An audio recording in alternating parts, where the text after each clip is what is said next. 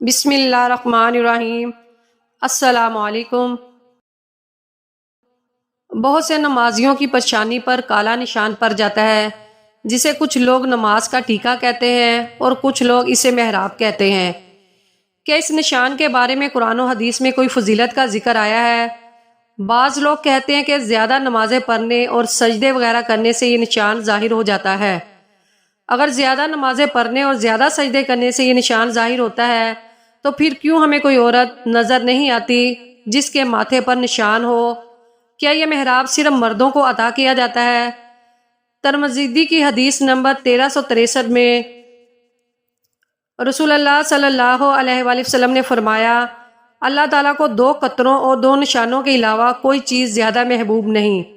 2 قطروں میں پہلا وہ قطرہ ہے کہ جو خوف خدا کی وجہ سے آنکھ سے نکلتا ہے، اور دوسرا وہ خون کا قطرہ جو خدا کی راہ میں لڑتے لڑتے مومن کے جسم سے نکلتا ہے۔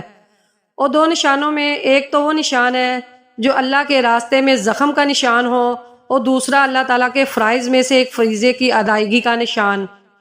کچھ لوگ اس حدیث کو دلیل کے طور پر پیش کر کے کہتے ہیں کہ محراب ہی وہ نشان ہے جس کا اس حدیث میں ذکر ہے، یعنی وہ نشان جو اللہ تعالیٰ کے فرائض میں سے ایک فریضہ کی ادائیگی کے دوران چہرے پر پڑ جاتا ہے۔ اسی طرح قرآن کی سورۃ الفتح میں اللہ پاک فرماتا ہے، آپ انہیں دیکھیں گے کہ وہ سجدے اور رکوع کر رہے ہیں، وہ اللہ تعالیٰ کا فضل اور اس کی رضامندی کی جستجو میں ہے، اس کا نشان ان کے چہروں پر سجدوں کے اثر سے ہے۔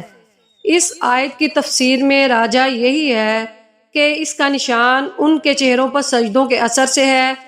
اس سے مراد فرمانبرداری اور عبادت کا نور ہے، اور یہ کوئی ضروری نہیں کہ جلد کی سختی کی بنا پر یہ علامت ان کے چہروں میں سجدہ والی جگہ میں ہو۔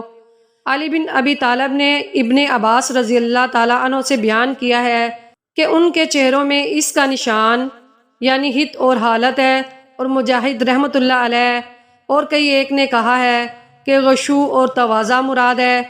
کسی نے حضرت مجاہد رحمۃ اللہ سے کہا کہ میں تو اس آیت کا مطلب لیتا تھا کہ اس سے مراد وہ نشان ہے جو ماتھے میں پڑتا ہے۔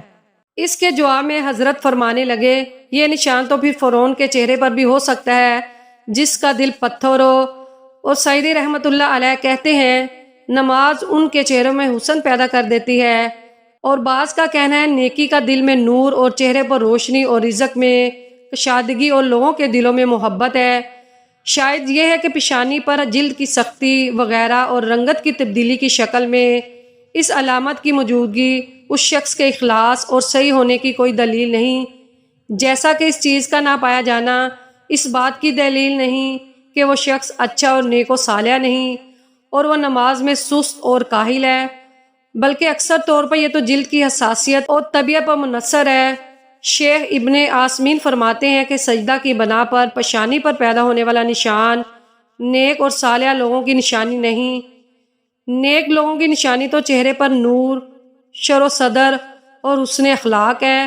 چنانچہ جب نمازی وہ کام کرے جو رسول اللہ صلی اللہ علیہ وآلہ وسلم نے حکم دیا ہے اور کسی کھردری چیز پر سجدہ کرتا ہے، اس کی پیشانی پر علامات پیدا ہو سکتی ہیں، اور یہ چیز نفس میں فخر و تکبر پیدا کر سکتی ہے۔ لیکن جس کا دل ایمان پر مطمئن ہو اور وہ وہی کرنا چاہتا ہو جو اللہ تعالیٰ کے پاس ہے، تو اسے لوگوں کی باتیں کوئی نقصان نہ دیں گی۔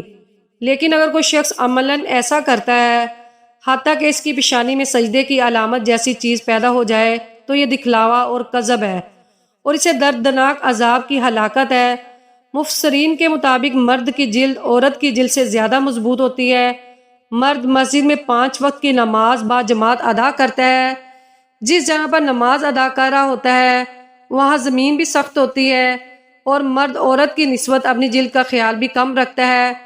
عورتوں میں یہ نشان اس وجہ سے نظر نہیں آتا کہ عورتیں نماز ادا کرتے ہوئے جس جگہ پر سجدے دیتی ہیں وہ جگہ نرم ہوتی ہے، اور دوسری بات دیکھنے کو یہ ملتی ہے کہ عورت مرد کی نسبت اپنے ماتھے کو سجدے کی جگہ پر زیادہ زور سے نہیں رگڑتی۔ یہی وجہ ہے کہ عورتوں کے ماتھے پر سیاہ نشان کم ہی نظر آتا ہے۔ کچھ مرد خواتین اپنے ماتھے کے نشان کو حاصل کرنے کے لیے سجدے کی حالت میں جا کر اپنے ماتھے کو زور زور سے رگڑتے ہیں۔ کچھ نمازی ایسے بھی ہیں جو اللہ تعالیٰ کی راہ میں لمبے لمبے سجدے کرتے ہیں اور ان کے ماتھے پر یہ نشان نہیں پڑتا۔ کچھ ایسے بھی انسان دیکھنے کو ملے ہیں جو پتھر پر اپنے ماتھے کو رگڑ کر نشان لگا لیتے ہیں کہ لوگ مجھے نیک اور پرہیزگار سمجھنے لگ جائیں۔ اللہ کے نزدیک نیک اور متقی وہی ہے جس کی نیت صاف ہے اور ہر کام اللہ کی رضا کے لیے کرتا ہے۔ اگر لوگ ماتھے پر نشان کو حاصل کرنے کے لیے لمبے لمبے سجدے کرتے ہیں تو وہ صرف اور صرف دکھاوا ہوتا ہے۔ ایسے لوگوں کے لیے سخت عذاب ہے۔ بے شک اللہ تعالیٰ نے روز قیامت جہنم کی آگ کو ان حصوں پر حرام قرار دیا ہے جو حصے اللہ تعالیٰ کی عبادت کرنے میں مشغول ہوتے ہیں۔ نمازی کے چہرے کا نور بھی ان میں سے ایک ہے جو کہ اللہ تعالیٰ کی رضا حاصل کرنے والوں کے چہروں پر ظاہر ہوتا ہے۔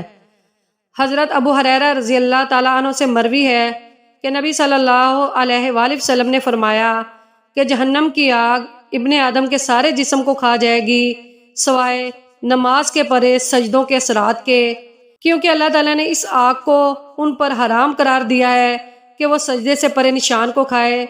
حضرت سیدنا جابر رضی اللہ تعالیٰ عنہ سے مروی ہے کہ میں نے نبی اکرم صلی اللہ علیہ وآلہ وسلم کو فرماتے ہوئے سنا ہے کہ یقیناً کچھ لوگ جہنم سے نکل کر جنت میں داخل ہوں گے جن کے چہروں کے حلقوں کے علاوہ جسم کے باقی تمام حصے جل چکے ہوں گے۔